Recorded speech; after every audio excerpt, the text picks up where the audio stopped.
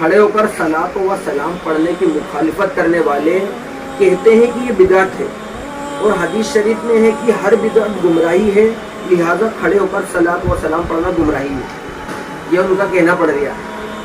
اس اعتراض کا جواب یہ ہے کہ حدیث شریف عام مخصوص منہج البعض ہے، یعنی حضور صلی اللہ تعالی علیہ وسلم نے اگرچہ ہر بدعت کو گمراہی فرمایا ہے، لیکن اس سے مراد صرف بدعت سیئہ بری بدعت ہے، بدعت حسنہ اچھی بدعت گمراہی کے حکم میں شامل نہیں۔ جیسا کہ پارہ نمبر 7 رکوع نمبر 11 میں خدا تعالیٰ فرماتا ہے کہ جب وہ بھول گئے جس کی ان کو نصیحت کی گئی تھی تو ہم نے ان کے اوپر ہر چیز کے دروازے کھول دیے۔ یہ بھی عام مخلوق منہ البعض ہے، یعنی فرمایا کہ ہر چیز کے دروازے ان پر کھول دیے، حالانکہ رحمت کے دروازے ان کافروں پر نہیں کھولے گئے تھے، جیسے کہ پارہ نمبر 19 رکوع نمبر 17 میں ہے کہ بلقیس کو ہر چیز دی گئی۔ اس عام میں بھی تخصیص ہے، اس لیے کہ حضرت سلیمان علیہ السلام کا تخت بلقیس کو نہیں دیا گیا تھا، لہذا اس حدیث سے مراد صرف بدعت سیئہ ہے۔ اس بات کی تائید مسلم شریف کی اس حدیث سے بھی ہوتی ہے کہ جو حضرت جریر رضی اللہ تعالیٰ عنہ سے روایت ہے کہ سرکار اقدس صلی اللہ علیہ وسلم نے فرمایا، جو شخص اسلام میں کسی اچھے طریقے کو رواج دے گا تو اس کو اپنے رواج دینے کا ثواب ملے گا، اور ان لوگوں کو عمل کرنے کا بھی جو اس کے بعد اس طریقے پر عمل کرتے رہیں گے، اور عمل کرنے والوں کے ثواب میں کوئی کمی نہ ہوگی۔ یہ حدیث میں نے دیوبندی کو بھی سنی تھی کہ اچھی بدعت ہوتی ہے، ماننے کو تیار نہیں تھا۔ یہ حدیث اس میں بھی دے رہا ہوں، علامہ صاحب کی حوالہ دے رہا اس میں۔ اور بری بدعت سے مراد اس کو میں نے بدعت سیئہ بولا تھا، اب اس کو ہضم نہیں ہو رہی تھی۔ ابھی یہ بدعت اچھی بدعت کا ذکر مسلم شریف کے اندر ہے۔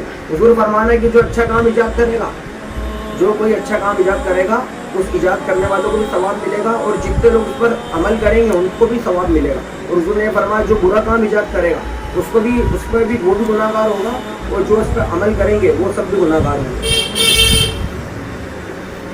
اور جو اسلام میں کسی برے، یہ میں نے حدیث بتا دی کہ برے کام کے بارے میں بتایا گیا ہے۔ اس حدیث شریف سے کھلا معلوم ہو گیا ہے کہ بدعت صرف سیئہ نہیں حسنہ بھی ہوتی ہے۔ اس لیے حدیثوں کی شرح لکھنے والوں نے فرمایا کہ بدعت کی 5 قسمیں ہیں۔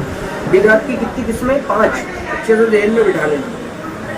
بدعت محرمہ، بدعت مکروہہ، بدعت واجبہ، اور بدعت مستحبہ، اور بدعت مباح۔ تفصیل کے لیے دیکھیں مرآت المشکات جلد 1 پیج نمبر 129، اور ان کتابوں کے حوالے لکھے ہیں۔ انوار الحدیث میں بھی یہ باتیں لکھی ہوئی ہیں۔ بدعت کے حسنہ و سیئہ ہونے کی کسوٹی وہ ہے جو حضرت امام شافعی رضی اللہ تعالیٰ نے فرمایا۔ امام شافعی کیا کہتے ہیں بدعت کے بارے میں؟ امام شافعی کہتے ہیں کہ اگر ایسی نئی چیز پیدا کی گئی جو قرآن حدیث شریف صحابہ و اجماع کے خلاف ہو تو وہ گمراہی ہے، اور اگر ایسی اچھی بات پیدا کی گئی جو ان میں سے کسی کی مخالفت کرنے والی نہ ہو وہ بری نہیں۔ اب میرے کو بتاؤ، صلاۃ و سلام پڑھنا کون سی بدعت ہے؟ کیا صلاۃ و سلام کے صحابہ کرام کی مخالفت کر رہا؟ کھڑوں کے سلام پڑھنا کیا تابعین کی مخالفت کر رہا؟ یا بزرگان دین کی مخالفت ہو رہی ہے؟ تو امام شافعی اور حضرت شیخ عبدالحق محدث دہلوی رحمۃ اللہ علیہ نے لکھا ہے کہ جو بدعت کی حضور کی سنت کے اصول و قواعد کے مطابق ہے اور اس پر قیاس کی گئی اس کو بدعت حسنہ کہتے ہیں، اور جو بدعت کی سنت کے مخالفت ہو تو اسے بدعت ضلالت کہتے ہیں، یعنی گمراہی۔ اور مخالفن جو بدعت کی 2 قسمیں حسنہ و سیئہ ماننے کو تیار نہیں، وہ حضرت امام شافعی اور حضرت محقق شیخ عبدالحق محدث دہلوی بخاری سے زیادہ قرآن و حدیث کو سمجھنے والے نہیں کہ ان حضرات کے نزدیک بدعت اچھی و بری دونوں ہوتی ہے، اور یہ اس سے انکار کرتے ہیں۔ اور یہ انکار حقیقت میں مسلم شریف کی اس حدیث کا انکار ہے جس سے بدعت حسنہ و سیئہ ہونا ثابت ہے، اور حضرت امام شافعی و محقق علی الاطلاق کو جاہل ٹھہرانا ہے۔ مطلب امام شافعی اور امام شاہ عبدالحق محدث دہلوی ہندوستان میں جو 500 سال پہلے حدیث لے کے آئے، سارا سجرہ ان سے ہی ملتا ہے ہمارے علماء کا۔ تو جو ہے وہ تو کہہ رہا ہے کہ بدعت سیئہ سے مراد بری بدعت ہے، اور بدعت حسنہ سے مراد اچھی بدعت بھی ہوتی ہے۔ اچھی بدعت کون سی؟ جیسے اگر سے کھڑے ہو کے سلام پڑھنا، یہ ایجاد کیا گیا، یہ اچھی بدعت ہے، یہ اچھی بدعت ہے۔ اور بہت سارے جو نیک اعمال اہل سنت کے، انگوٹھا چومنا اچھی بدعت ہے، جیسے حضرت ابوبکر صدیق رضی اللہ عنہ کی سنت ہے انگوٹھا چومنا، کھڑے ہو کے صلاۃ و سلام پڑھنا، بھائی یہ اچھی بدعت ہے، یہ تو ادب میں لازم ہے، یہ تو ان کو سمجھانے کے لیے کہا جا رہا، جبکہ قرآن کی آیت ہے ادب کے تعلق سے کہ اے لوگوں اللہ رسول پر ایمان لاؤ اور میرے نبی کا ادب کرو اور ان کی تعظیم کرو۔ تو بھائی یہ کھڑے ہو کے سلام پڑھنا، انگوٹھے چومنا، یہ تو ادب میں شامل ہے، ادب میں شامل ہے بھائی، یہ ادب ہے. جبکہ اس کا سب باتیں ہماری پہلے گزر چکی کہ کوئی نیتا آ جائے تو کیا کریں اور کیا نہیں کریں.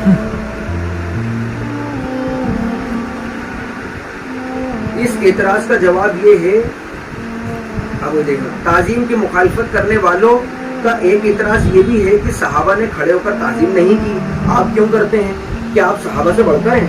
یہ کہتے ہیں جب انتہائی محبت کے باوجود صحابہ نے ایسا نہیں کیا تو دوسروں کو ایسی تعظیم کرنا کیسے جائز ہو سکتی ہے؟ مطلب جو صحابہ نے نہیں کی تو تم کیسے کر سکتے ہو؟ اس اعتراض کا جواب یہ ہے، جیسے میں نے آیت پڑھی، وہ اللہ پاک نے فرمایا وَتُعَزِّرُهُ وَتُوَقِّرُهُ سے حضور صلی اللہ علیہ وسلم کی تعظیم و تقریم کا حکم فرمایا ہے. تو مسلمانوں کے دل کا جذبہ جس طرح بھی رہبری کرے، ہر طریقے سے حضور صلی اللہ علیہ وسلم کی تعظیم جائز ہے، اور صحابہ کے نہ کرنے سے کوئی کام ناجائز نہیں ہوگا. اس لیے کہ صحابہ کا کرنا کسی کام کے جائز ہونے کی دلیل تو ضرور ہے، مگر نہ کرنا اس کے ناجائز ہونے کی دلیل ہرگز نہیں. اس لیے صحابہ نے جو کام نہیں کیے، ایسے ان گنت کام مسلمان روزانہ کرتے رہتے ہیں. بخاری شریف کی شرح لکھنے والے حضرت علامہ قسطلانی رحمۃ اللہ علیہ لکھتے ہیں کہ کرنے سے جائز ہونا سمجھا جاتا ہے اور نہ کرنے سے ناجائز ہونا نہیں سمجھا جاتا. امام قسطلانی یہ سب 800 سال پرانے بزرگ ہیں. اور حضرت شاہ عبدالعزیز صاحب محدث دہلوی رحمۃ اللہ علیہ لکھتے ہیں کہ نہ کرنا دوسری چیز ہے اور منع فرمانا دوسری چیز ہے. نہ کرنا دوسری چیز ہے اور منع فرمانا دوسری چیز ہے. فضان بھی سن رہے ہیں نا؟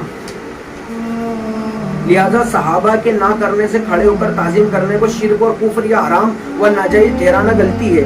دیکھیے کچھ صحابہ نے حدیثیں لکھی مگر انہوں نے امام بخاری کی طرح ہر حدیث لکھنے سے پہلے غسل نہ کیا اور نہ 2 رکعت نماز پڑھی.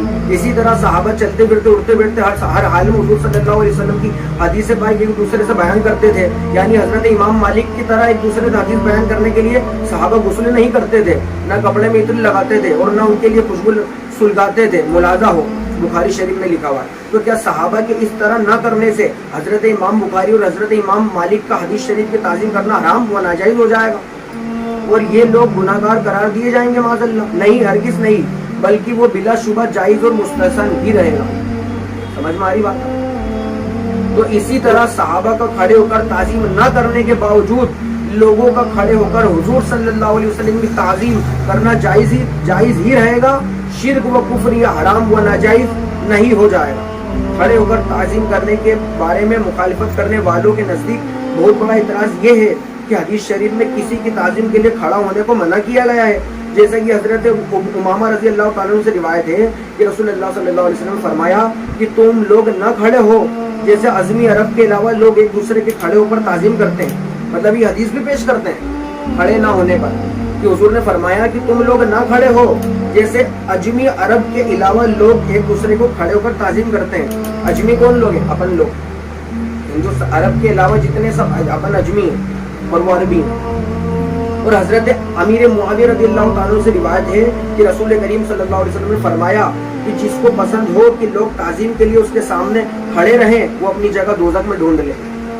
یہ 2 حدیثیں یہ لوگ پیش کرتے ہیں کھڑے ہو کے ہمارے خلاف، مگر اس کا مسئلہ کیا ہے، اس کی حقیقت کیا ہے؟ اور حضرت انس رضی اللہ تعالیٰ سے روایت ہے کہ صحابہ جب حضور صلی اللہ علیہ وسلم کو دیکھتے تو کھڑے نہیں ہوتے تھے، اس لیے کہ وہ جانتے تھے کہ حضور کو ناپسند ہے. یہ حدیث یہ بھی پیش کرتے ہیں ایک اور. ان تینوں حدیث سے معلوم ہوا کہ تعظیم کے لیے کھڑا ہونا جائز نہیں. اس اعتراض کا جواب یہ ہے کہ ہر صورت میں کھڑے ہونے کو حدیث شریف میں نہیں منع کیا گیا ہے، بلکہ صرف اس حالت میں منع کیا گیا ہے جب کوئی شخص چاہے کہ لوگ اس کے لیے کھڑے رہیں یا بیٹھا رہے اور پسند کرے کہ لوگ اس کے سامنے کھڑے رہیں. اس لیے کہ حضرت سعد ابن معاذ رضی اللہ تعالیٰ عنہ کے آنے پر خود حضور صلی اللہ علیہ وسلم ان کی قوم سے فرمایا کہ اپنے سردار کے لیے کھڑے ہو جاؤ.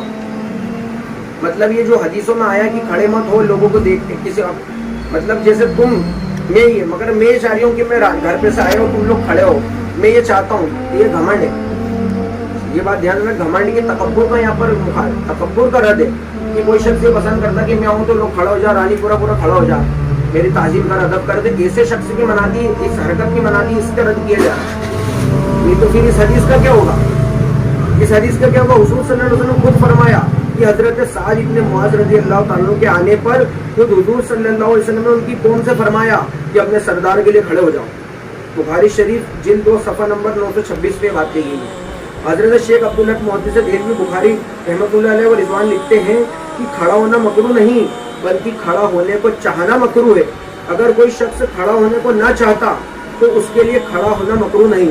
حضرت قاضی ایاز نے فرمایا کہ کھڑا ہونا اس شخص کے لیے منع ہے جو کہ خود بیٹھا ہو اور لوگ اس کے سامنے بیٹھے رہنے تک کھڑے رہیں. اور حضرت امام نووی رحمتullah علیہ اس حدیث شریف قوموا الی سیدکم کی شرح میں لکھتے ہیں کہ اس حدیث شریف سے بزرگوں کی تعظیم اور ان کے آنے پر کھڑے ہو کر ان سے ملنا ثابت ہے. اور کھڑے ہو کر تعظیم کرنے سے مستحب ہونے پر عالموں کے بہت بڑے گروہ نے اس سے دلیل پکڑی ہے کہ حضرت قاضی ایاز نے فرمایا یہ کھڑا ہونا ان میں سے نہیں ہے جو منع ہے. منع اس شخص کے بارے میں ہے کہ جس کے پاس لوگ کھڑے ہوں اور وہ بیٹھا ہو اور لوگ اس کے بیٹھے رہنے تک کھڑے رہیں. حضرت امام نووی رحمتullah فرماتے ہیں کہ میں کہتا ہوں کہ بزرگوں کے آنے پر کھڑا ہونا مستحب ہے اور اس کے بارے میں حدیثیں ہیں لیکن منع میں کھلم کھلا کوئی حدیث نہیں آئی ہے. مسلم شریف کے اندر ہے. امام نووی نے اپنی شرح مسلم میں لکھا ہے. ایک اور پڑھنا انشاءاللہ اختتام کر دیں گے. اور حدیث شریف میں ہے کہ حضرت کعب بن مالک رضی اللہ تعالیٰ فرماتے ہیں کہ توبہ قبول ہونے کے بعد جب میں حضور کی خدمت میں حاضر ہوا تو حضرت طلحہ بن عبید اللہ کھڑے ہو گئے اور دوڑ کر آئے, مجھ سے مسافر کیا اور مبارکباد دی. مسلم شریف کے اندر حدیث میں یہ سب کہاں جائیں گی حدیثیں کھڑے ہوئے. یہ صحابہ کرام حضور نے فرمایا کہ اپنے سردار کے لیے کھڑے ہو. یہ سب حدیثوں کو کیا ہوگا؟ یہ جو حدیثیں 3-4 یہ پیش کرتے ہیں وہاں پر لوگ یہ جیسے تم چاہتے ہو کہ احمد بھائی چاہتے ہو کہ میں آؤں تو لوگ کھڑے ہو جائیں اور میں جب تک بیٹھا ہوں لوگ کھڑے ہی رہیں, ایسے شخص کا رد ہو رہی ہے بھیا. یہ تو ان حدیثوں کا کیا ہوگا؟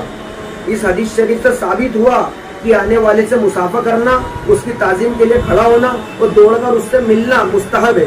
مسلم شریف میں امام نووی نے اور حضرت امیر معاویہ رضی اللہ عنہ کی روایت کی ہوئی حدیث جو مخالفت کرنے والے پیش کرتے ہیں اس کی شرح میں حضرت شیخ عبدالحق محدث دہلوی بخاری علیہ رحمہ لکھتے ہیں کہ اس حدیث شریف سے معلوم ہوا کہ تعظیم و تکبر کے طریقے پر خدمت میں لوگوں کو کھڑے ہونے کو چاہنا مکروہ و منع ہے اور جو اس طریقے پر نہ ہو مکروہ نہیں.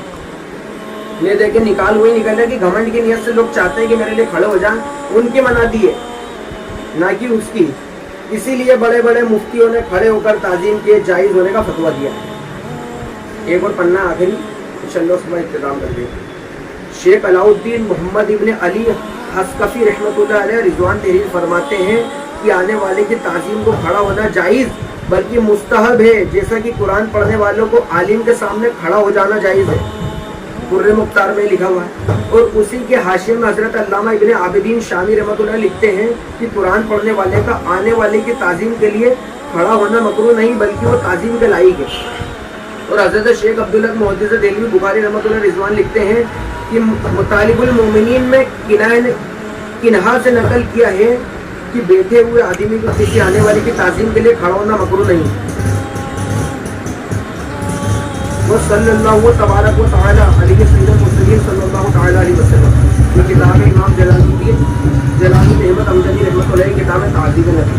اس میں سارا انہوں نے جواب دیا. ان کو موٹی موٹی کتابیں لکھی انہوں نے, صرف ان کے مخالفت دور کرنے کے لیے انہوں نے جواب دیا تاکہ ہمارے سے بھیڑے نہیں. انشاءاللہ اس کو کوئی پڑھ لے گا تو کوئی بھی گمراہ بد مذہب آپ سے انشاءاللہ بحث نہیں کرے گا.